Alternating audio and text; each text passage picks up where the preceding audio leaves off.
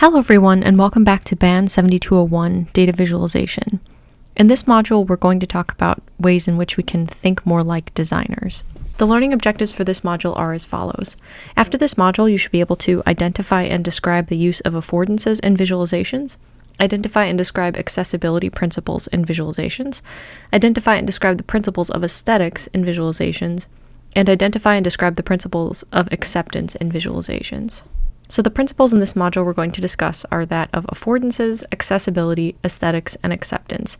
Each of these can be used to contribute to good design of an object or a visualization. Pictured on this slide, we have a representation of an original array of signs on a street. You can see that there are a lot of rules here that the signs are trying to convey to people who are going to potentially park on that street. There's a lot of text, and it's very difficult to try and understand all of the constraints of this parking area in a short amount of time, which is not ideal because when people are looking for parking, they're generally heading somewhere, they want to get there as quickly as possible. They really don't want to be standing around reading all these signs, making sure that they can actually park there. On the right, you have a proposed solution to this sign setup. So this is, instead of, how many signs is it? 1, 2, 3, 4 signs. We have this proposal of simply one sign that shows the different days across the top and time along the side. You're then given a visual lane for each day that represents what occurs during each time. So the sign on the right really simplifies things. You can see quite quickly that on Monday through Friday, you can't park there from 7 a.m. to 4 p.m. On Saturdays, the rule holds from 8 to 8:30, and all other times are either free parking or hourly parking. So you can see what a difference thinking about some of these principles makes in terms of design and ease of use. We can see how transformational this example is, and it gives us a good starting point for discussing design principles. So affordances are pieces of design that make it obvious to the user what the purpose of the tool or object or visual is. So if you think about doors that you've seen out in public, doors with a handle, you typically are going to pull. The handle indicates that you should be pulling that. If you see the flat piece, you should be pushing on that door. The OXO kitchen gadgets are other great examples of the use of affordances in design. For example, with this grater, it's clear that this side of the piece is a handle, so you've got the comfort grips on either side, a place to hang the object with the little hole at the bottom, and then the grater is curved in such a way that indicates what would be the most optimal side to actually grate the vegetable or fruit that it is that you're working with. So affordances make it easy for users to tell how that object is actually supposed to be used, and they're a really important component of design. When thinking about design of these kinds of objects, we really want to limit the text involved. So text can be your friend, but in the case of objects like this or in certain visualizations, it's much more optimal to have the intended use of the tool built right into the design. So there's no need for text or maybe even reading the instructions when you're picking up one of these tools to use it in the kitchen. Lidwell, Holden, and Butler discuss several universal principles of design when it comes to text, including the use of bold, italics, and underlining, ways in which you can use case and typeface in order to help the reader, ways in which you can use color to help the reader, inversing elements, and changing size. So bold, italics, and underlining are great for titles, labels, and captions, and short word sequences to differentiate elements. Bold is generally preferred over italics and underlining because it adds minimal noise to the design while clearly highlighting chosen elements. In terms of case and typeface, so uppercase text in short word sequences is easily scanned, which can work well when applied to titles, labels, and keywords. Try not to use different fonts as a highlighting technique because sometimes it's difficult for the user to actually see a noticeable difference without disrupting the aesthetics. Color is best used sparingly for highlighting unless it's something you really want to pop out in a certain color, if that color has meaning. Additionally, inversing elements should be used sparingly as well, because it can add considerable noise to a design. Size is a great way to attract attention and signal importance, especially if you have headings or titles. And in the universal principles of design, it's recommended that at most 10% of the visual design be highlighted. This generally increases ease of readability for the viewer. And so these are some considerations you can make when adding titles or text to your visualizations. So you can definitely change up size, you can add bold text, and we've already discussed some ways in which color can be used to make meaning clear in a visualization. Let's take a look at an example from the text. So in a February 2014 Pew Research Center article, the writers were trying to show that more Americans were getting married, but that it was mostly college-educated Americans that were tying the knot. So they released an article titled, "New Census Data Show More Americans Are Tying the Knot, but Mostly It's the College-Educated." So they produced this graph on the left. This is the original graph. You can see that on the x-axis we have ordered, so all people who are newly married. And then in order of level of education, we have the number of newly married adults per 1,000 marriage-eligible adults. So that would be less than high school up to bachelor's degree or more. And you can see that bachelor's degree or more certainly has the higher number of people. It's a little bit off-putting because the colors are supposed to match to each year, and so you can see across years what's been going on. They're trying to demonstrate here that there has been an increase from 2011 to 2012, specifically in those with a bachelor's degree or more. But it's kind of falling flat because there's so much use of color and there's just so much going on in this visualization. That if their key point here is that those with a bachelor's degree or higher are the ones that are mostly getting married, that may be clear, but the message isn't necessarily popping out first thing to the viewer. So your text proposes the following improvement to this graph in order to highlight what is important.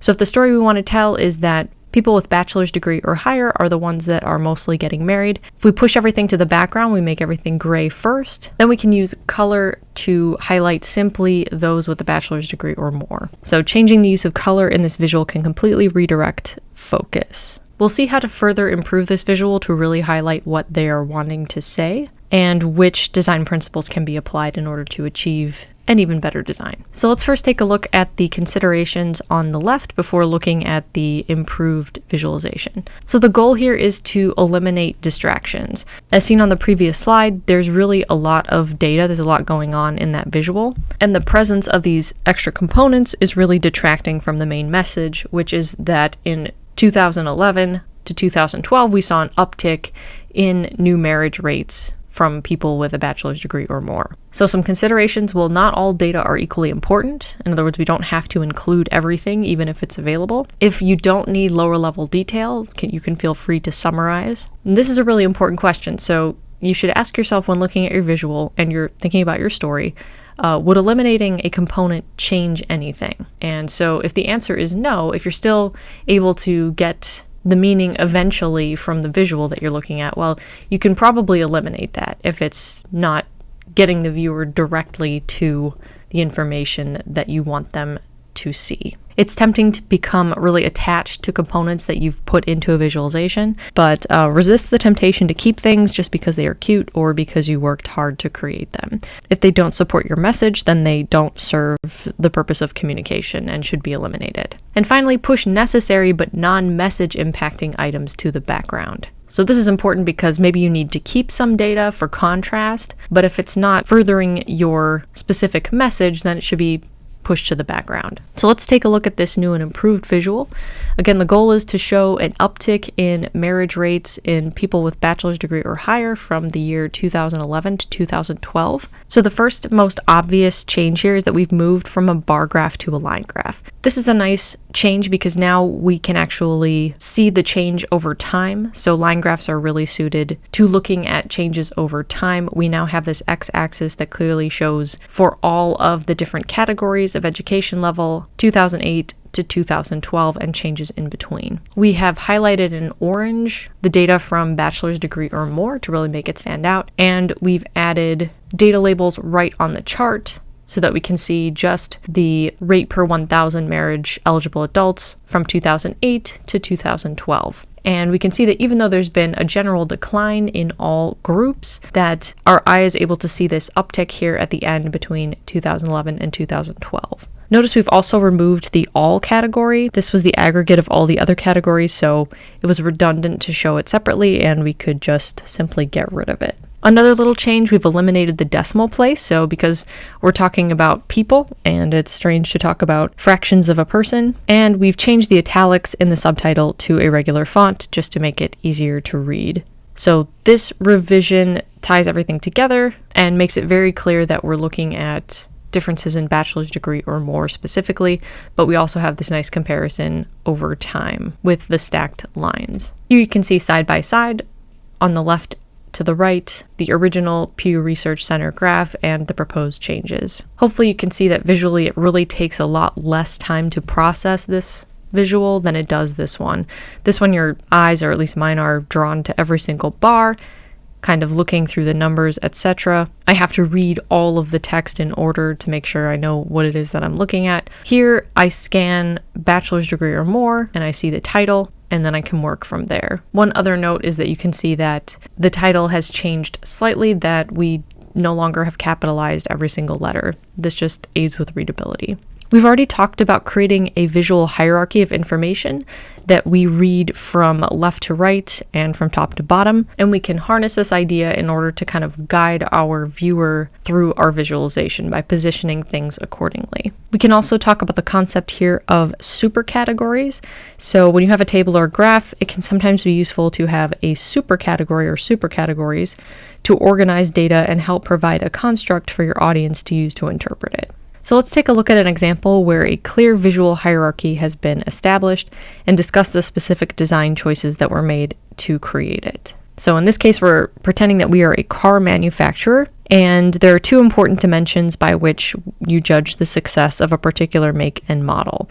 And so those are customer satisfaction and frequency of car issues. So here we have a scatter plot where we can visualize how the current year's models compare with previous year's average along these two dimensions. So you can see on the y-axis here we have number of issues, and on the x-axis we have the percent of customers satisfied or highly satisfied. And so you can kind of see that moving to the right and down, you have cases of cars that have high satisfaction but many issues. And in this upper quadrant here, you have high satisfaction but few issues. The change in color of the font and the size draws your attention immediately to those cars where there was high satisfaction, but specifically many issues, because that is in red. So these particular models pop out as you're looking at the visual. Now it's interesting in the text, so the author describes that they actually start from top to bottom and read left to right. And so she reads issues versus satisfaction by model and kind of works the way down and finally ends up to the red. She says that her husband, similar to how I actually read it, skipped straight to the red. So this is just to illustrate that even though we can try to adopt these design principles, that many times different people will have an attachment to different kinds of affordances. But in either case, we at least can see that a visual hierarchy is established in one way or the other by changing up certain elements. It helps us process this visualization in a specific order. So the next principle we're going to discuss is that of accessibility. The concept of accessibility says that design should be usable by people of diverse abilities. So originally this consideration was for people with disabilities, but over time the concept has grown to be more general. So you can think about, does my graph just appeal to those with an engineering background, or is it easily readable by people without that specific training? So the key really to making something accessible is to not overcomplicate it. So if it's hard to read, it's hard to do. This was a finding of research undertaken by Song and Schwartz at the University of Michigan in 2008. So they presented two groups of students with instructions for an exercise regimen. Half the students received the instructions written in an easy-to-read Arial font, while the other half were given instructions in a cursive-like font called brushstroke. Students were asked how long the exercise routine would take and how likely they were to try it. The finding was that the fussier the font, the more difficult the students judged the routine and the less likely they were to undertake it. So basically, the more complicated your visualization looks, the more time your audience will perceive that it will take to understand, and the less likely they are to spend time trying to understand it. So here are some tips to reduce the complexity of a visualization. So the first is that, just make it legible. Use a consistent, easy-to-read font.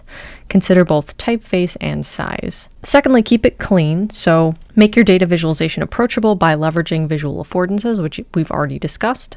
Use straightforward language, so choose simple language over complex language, fewer words over more words, Define any specialized language with which your audience may not be familiar, and spell out acronyms at minimum the first time you use them or in a footnote. And then remove any unnecessary complexity. So when making a choice between the simple and the complicated, favor the simple. And we've also stayed away from text in some cases in our charts. So now I want to point out that sometimes it's nice to annotate important or interesting points directly on a graph. You can use annotation to explain nuances in the data, highlight something to pay attention to, or describe relevant external factors. This is a nice example: peak breakup times according to Facebook status updates. So as we follow the annotations from left to right, we can see a small increase on Valentine's Day, then large peaks in the weeks of spring break, cleverly subtitled Spring Clean. There's a spike on April Fool's Day, and the trend of breakups on Mondays is highlighted here, so people coming out of terrible weekends, posting their bad news. And there's a gentle rise and fall in breakups observed over the summer holiday.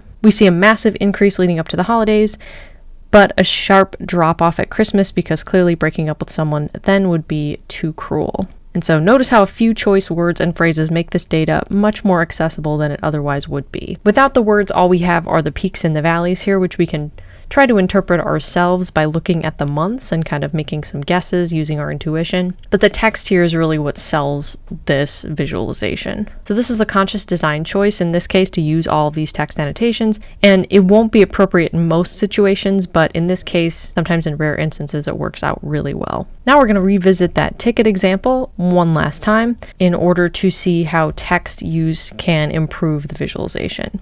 So we left off with the example on the left here. We don't have a title. We do have data marks and data labels. We have a blue line showing the tickets processed and a gray line showing the tickets received. On the right, we add a title. So we've increased text already, and we've added a year at the bottom, 2014, as well as the source of the data. We've also added a y-axis title indicating the number of tickets. This gets us a little closer, but it's really not directing us to the exact story that we're trying to tell, or as we discussed when we're talking about the big idea worksheet, what action is it that we want our audience to take? So this is where we just left off with the included titles on the axes, as well as the annotation here. And what we want to do is move from here to a visual that gives us a little bit more information about what our story is. So here we take it a step further by adding a call to action and an annotation. So the call to action is clearly visible at the top here, so please approve the hire of 2 FTEs to backfill those who quit in the past year. We have also highlighted text here indicating 2 employees quit in May. And now you can see this visualization really starts to come to life. We now have some additional information that helps explain this difference and what kind of action we could take in order to correct what has happened. So the thoughtful use of text here, including adding the annotation and this nice line, makes this design much more accessible. It's clear to the audience what they're looking at, as well as what they should pay attention to and why. So next we're going to talk a little bit more about the art of data visualization with reference to aesthetics and aesthetics principles. So your text asks the important question, well, when it comes to communicating with data, is it really necessary to make it pretty? And the answer is a resounding yes. So people perceive more aesthetic designs as easier to use than less aesthetic designs, even if they actually are or not. So the example your text gives is that of Method liquid dishwashing soap. So the anthropomorphic form rendered the soap an art piece. Whether or not you agree with that or not, that was the intention. So something to be displayed and not hidden away under the counter. There were many leakage issues with this design, but people were willing to overlook the inconvenience of the leaking bottle due to its appealing aesthetics. So aesthetics really do play a role. Nice packaging is inviting and makes us maybe want to buy a product over one with less inviting packaging. So some basic aesthetic principles. The first, be smart with color. So the use of color should always be an intentional decision. Use color sparingly and strategically to highlight the important parts of your visual. Secondly, pay attention to alignment. So this has to do with readability, that you should organize elements on the page to create clean vertical and horizontal lines to establish a sense of unity and cohesion. Finally, leverage white space. So keep margins and don't stretch your graphics to fill the space or add things simply because you have extra space. So that space is important for readability as well. And so let's take a look at an example of use of aesthetics. So the case here is that you work for a prominent US retailer, and we're looking at graphs that depict the breakdown of the US population and our customers by 7 customer segments. So you can see the segments listed from 1 to 7 here.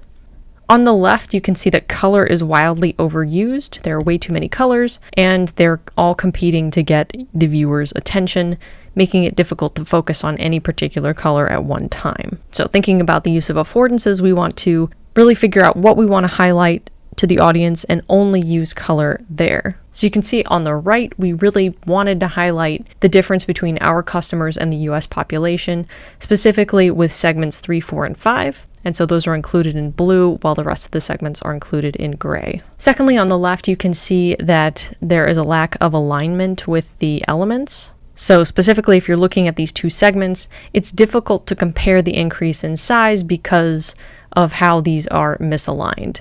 So the next issue with this visual is that of alignment. So elements are not properly aligned. The center alignment of the graph title makes it so it's not aligned with anything else in the visual, which makes it harder to read. The segment titles at the left are not aligned to create a clean line either on the left or right, and it just looks sloppy. You can see on the right, all of these segments have been right aligned, and that looks much more clean, as well as the title has been pushed to a left alignment. Finally, on the left, white space is misused. There's too much of it between the segment titles and the data, which makes it hard to draw your eye from the segment title to the data. You find yourself kind of bouncing back and forth. And then the white space between the columns of data is too narrow to optimally emphasize the data and is cluttered with these dotted lines. We previously discussed avoiding the use of diagonal elements because it just kind of makes your visualization look sloppy.